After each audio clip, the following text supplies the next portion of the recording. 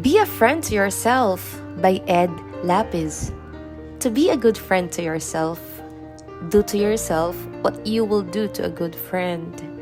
Start by knowing yourself.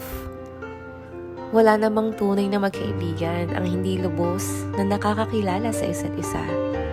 Nasasabi mo lang na kaibigan mo ang isang tao dahil kilala ka, alam ang pagkatao mo, tinatanggap ka at minamahal ka, maging sino ka man. Pero kung ang dami-dami niyang hindi alam tungkol sa'yo, magkapalagay ang loob man kayo pero mababaw lang yun.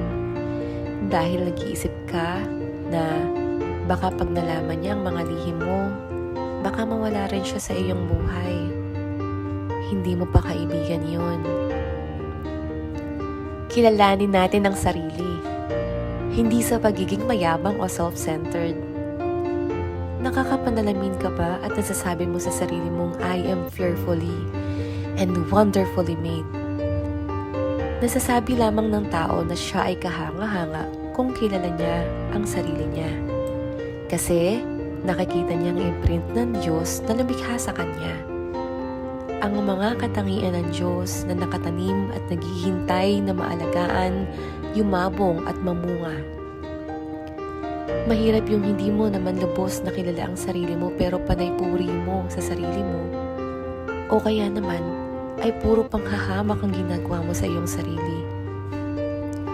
Minamahal ang sarili dahil ito ang magiging tungtungan ng pagmamahal natin sa kapwa. Kapag hindi natin pinahalagahan ang ating sarili, para na rin nating hindi iginalang ang Diyos na nagpapahalaga sa atin. Discover, rediscover, and be the friend that you can be to yourself.